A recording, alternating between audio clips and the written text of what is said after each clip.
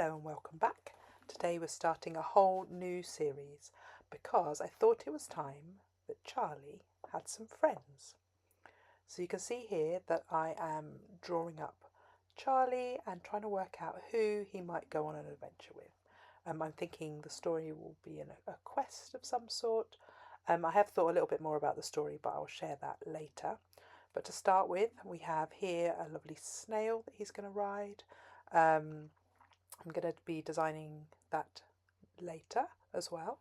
And the other character I'd like to work on is a small moth. So we've got 3 characters because a dynamic of 3 is always really fun.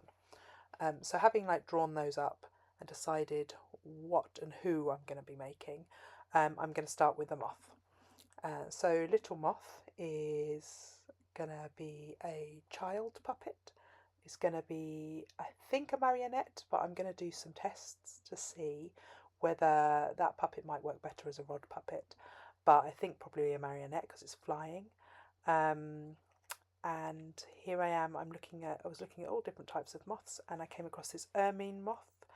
And the Ermine moth is so beautiful. I've seen one in real life, and they are absolutely gorgeous. They have this real fluffy white kind of shawl to them and hood. Just like you would find on like an ermine coat that kind of royalty would wear. So I thought that would be really fun as a character to just really give it somewhere to go in terms of story and where have they come from, how do they get there. They are a local moth, so they are in the south of England in Essex. So I thought I'd make an Ermine moth child. So this puppet's going to be quite a lot smaller than Charlie, so that hopefully Charlie will be able to hold the puppet in his hands to really give the scale of it.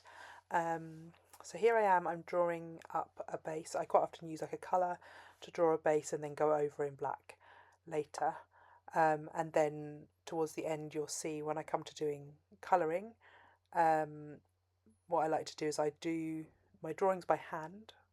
I'm using lots of reference images here to just really get the bits and pieces and magpie some really nice elements from the animal or the references that I'm looking at. So in this case I'm looking at the moth images. I love these stripy legs that they had in one of the pictures, so I'm going to put those in, give a nice punchiness to it.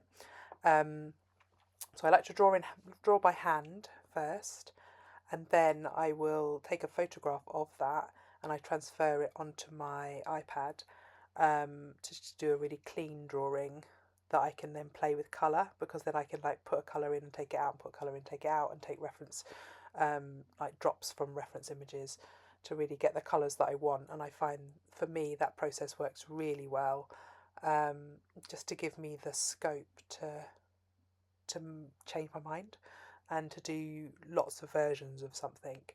And then sometimes I will then go back, once I've finalised my final version, I will then go back and do a nice version if I need to present it to a director or a producer. But I don't think I need to do that here because I am the director and the producer.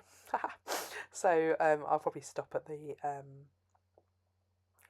stage of having it drawn out on my iPad. And when I come to paint later, then I'll go back to all the reference images and check all the colours and things, because sometimes colours on screens aren't quite what you imagine them to be.